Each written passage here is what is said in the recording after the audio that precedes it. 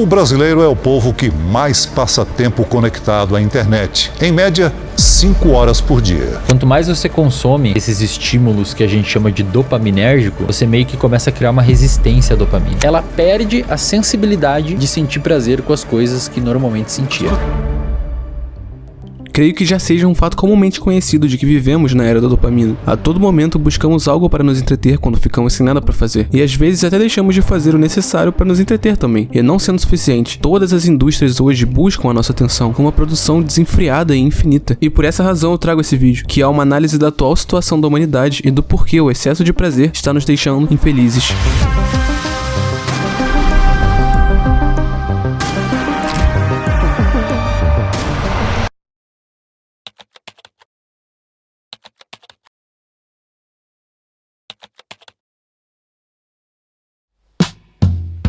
Não é nenhum absurdo dizer que hoje em dia todos têm um vício. A sua droga pode ser algo mais sério, como cigarro, álcool ou substâncias ilícitas, que eu não posso citar aqui no YouTube, mas também pode ser algo aparentemente bobo, como chocolate, redes sociais, videogames ou um hábito que você desenvolveu do qual você não se orgulha nem um pouco, e assim por diante. E você talvez não se considere uma pessoa viciada, mas talvez ao analisar seu comportamento quando se trata da sua droga, você mesmo possa notar que tem uma relação de dependência com ela. E nesse vídeo você vai descobrir o porquê isso se tornou um vício e como perder ele.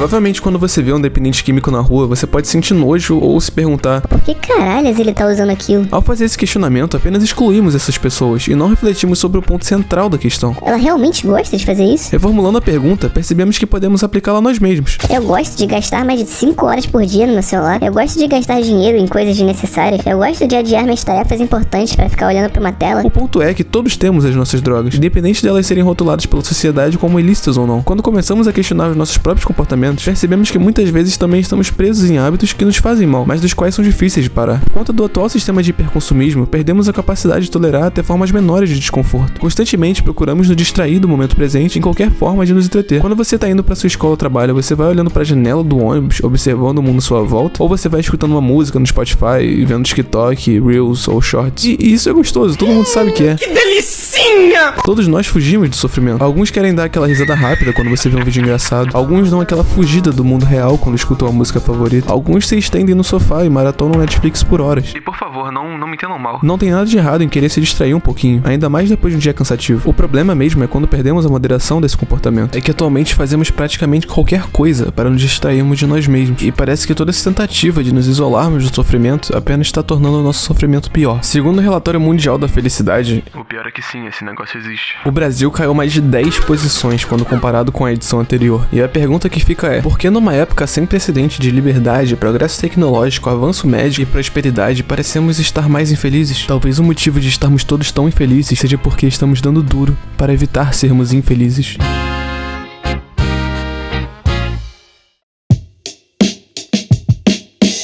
Uma coisa que é preciso entender antes de eu continuar com o vídeo é que um dos maiores fatores de risco para se tornar dependente de qualquer droga é o fácil acesso a ela. Quando a obtenção da droga é mais fácil, nossa probabilidade de usá-la aumenta e depois ficamos mais propensos a nos tornarmos dependentes dela. Agora podemos ir para o pináculo deste capítulo.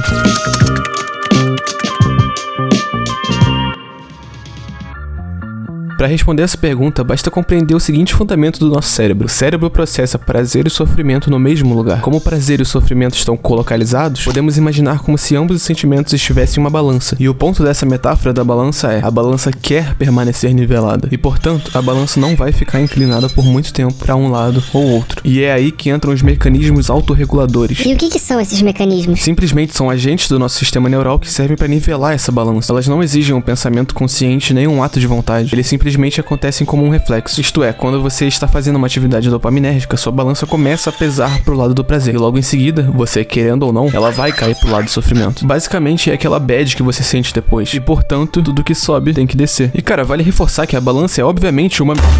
Tendo compreendido o funcionamento da nossa balança prazer e sofrimento, vamos entender a neuroadaptação.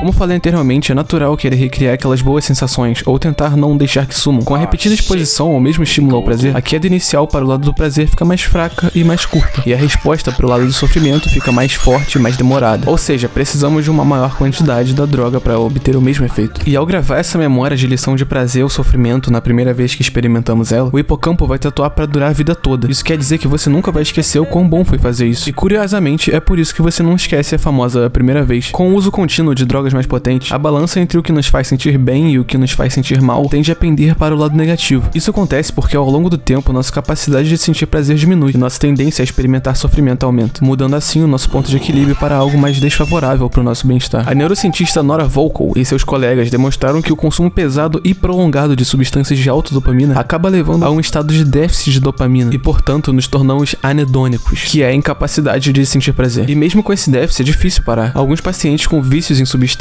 já afirmaram que chegaram em um ponto em que as drogas já não fazem mais efeito e mesmo assim não param com o comportamento. Mas é aí que vem a boa notícia. Se esperarmos tempo suficiente, nosso cérebro geralmente se readapta à ausência da droga e reestabelecemos a homeostase basal, que seria como formatar um celular, no caso a balança do nosso cérebro. Basicamente retornaríamos ao padrão de fábrica. Ah, como que faz isso? Calma que eu vou voltar pra esse assunto mais na frente no vídeo, mas segura um pouquinho que ainda tem umas coisas importantes pra entender. É importante entender que a balança é acionada não apenas pela reexposição à droga em si, mas também pela exposição a sugestões associadas ao uso dessa droga. E quando essa sugestão da droga aparece na sua frente, os níveis de dopamina ficam abaixo da linha de base e levam ao anseio. Esse anseio resulta numa atividade intencional para a obtenção da droga. Todo prazer exige um preço, e o sofrimento que se segue vai durar mais tempo e será mais intenso do que o prazer do qual ele se originou. E diante de uma perspectiva do nosso mundo atual, o problema é que os seres humanos reagiram bem demais ao desafio de buscar prazer e fugir da dor. No atual ecossistema rico em dopamina, todos nós nos tornamos prontos para uma gratificação imediata. Queremos comprar alguma coisa e no dia seguinte ela aparecer à nossa porta. Queremos saber alguma coisa e no segundo seguinte a resposta aparecer na nossa tela. Estamos perdendo a habilidade de descobrir coisas, e o resultado disso foi que o mundo passou de um lugar originalmente escasso a um lugar de abundância excessiva, e os nossos cérebros não evoluíram para esse mundo de fartura. Estamos nos afogando em dopamina. O efeito bruto é que agora precisamos de mais recompensas para sentir prazer. Essa recalibração nas nossas balanças ocorre não apenas no nível individual, mas também no nível das nações.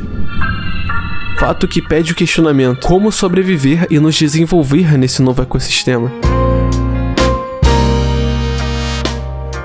Como eu disse antes, se esperarmos tempo suficiente, nosso cérebro, geralmente, se readapta à ausência da droga e reestabelecemos a balança para o padrão de fábrica. E como ficou meio manjado nesses últimos tempos, eu acho que era previsível, mas agora eu vou falar sobre o...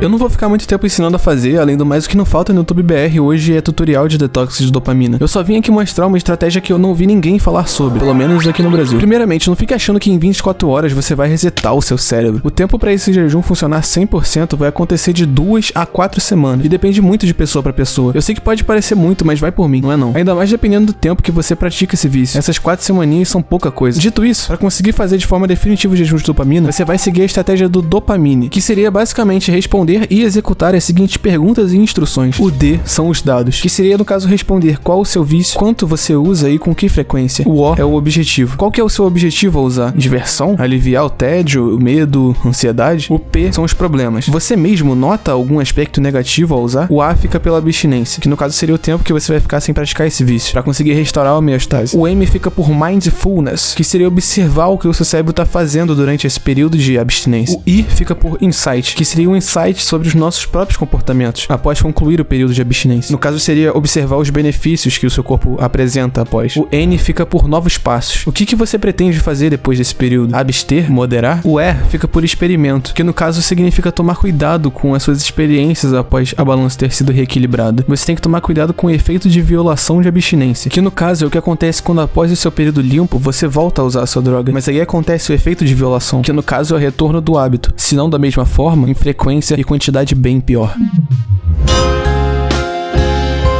Porque vale ressaltar que para conseguir fazer o jejum de dopamina é necessário se perdoar e compreender que quando repetimos o nosso mau hábito, estamos muitas vezes apenas fazendo o que o nosso cérebro manda fazer. E nesse caso, às vezes não há vontade suficiente para resistir. E portanto, a última carta que resta contra os nossos vícios é o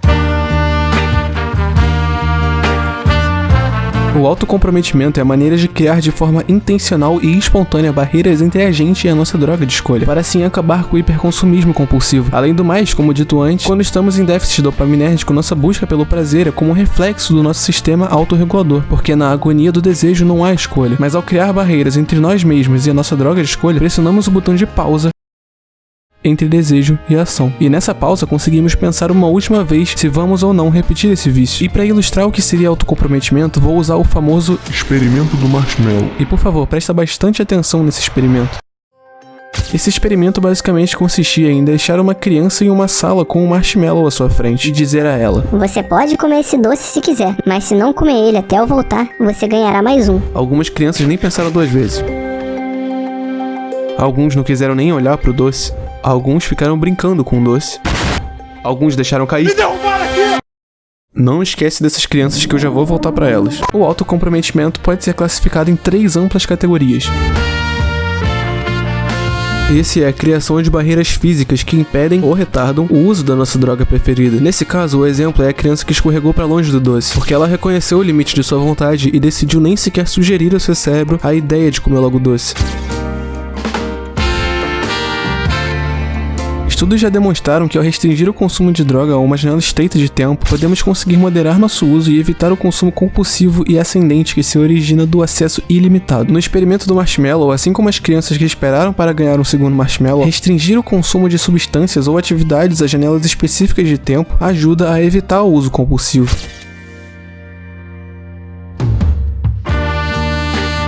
No experimento, as crianças usaram diversas técnicas para resistir ao marshmallow, como essa aqui, que fez carinho no doce. E por mais incrível que pareça, isso é um tipo de autocomprometimento, no caso categórico. Tanto a estratégia da criança quanto o autocomprometimento categórico demonstram a importância de ressignificar o objeto de desejo.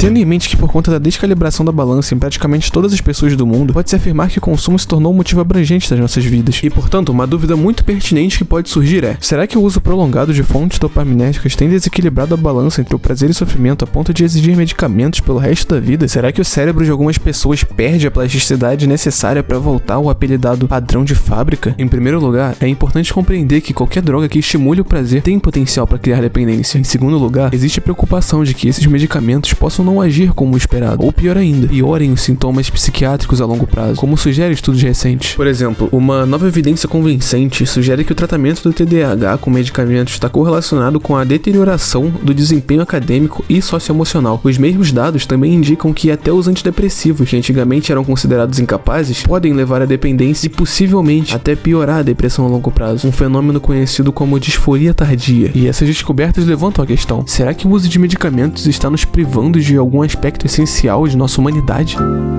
Mas eu acho que isso é assunto para outro vídeo. E por favor, não me entenda mal, esses medicamentos podem ser ferramentas que salvam vidas sim, mas existe um custo ao medicar todo tipo de sofrimento, e existe um caminho alternativo que pode funcionar ainda melhor: aceitar o sofrimento.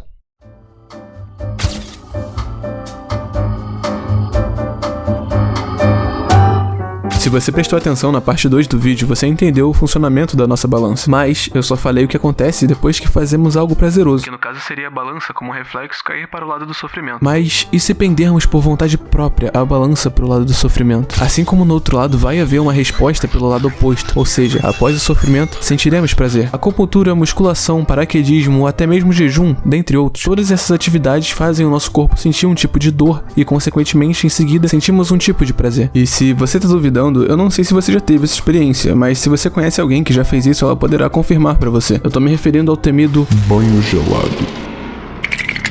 Eu vou me basear na minha experiência, que foi mais ou menos assim.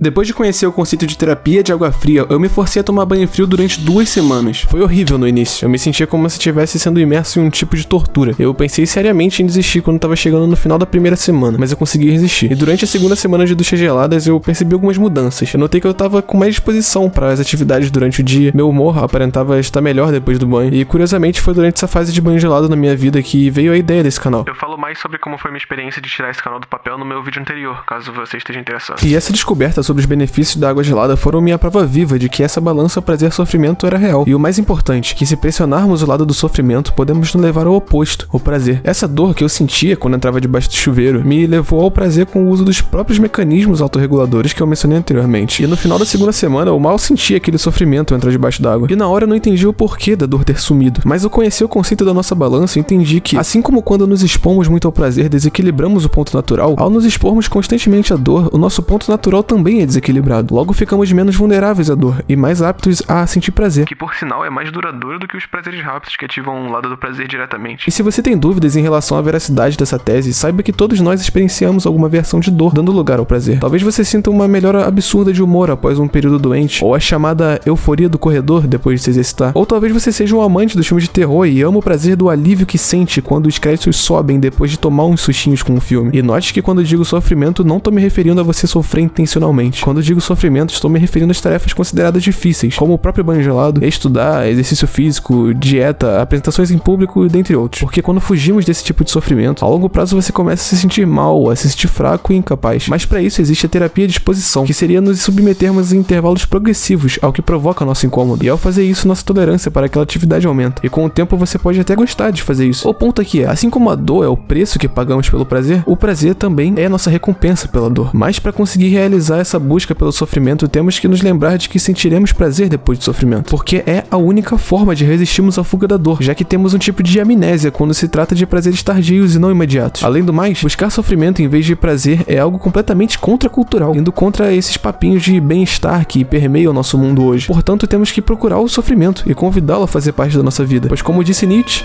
o que não me mata, me fortalece. Mas não em excesso. Assim como podemos nos tornar tolerantes e dependentes de prazer com uma exposição repetitiva, também podemos nos tornar tolerantes e dependentes de estímulos dolorosos, configurando nossa balança pro lado do sofrimento. Entenda que excesso de dor ou uma dor potente demais pode aumentar o risco de um hiperconsumo compulsivo, e nesse caso pode ser destrutivo. Então, como podemos encontrar esse ponto entre prazer e sofrimento? Você deve estar se perguntando. Bom, aí a gente vai precisar de...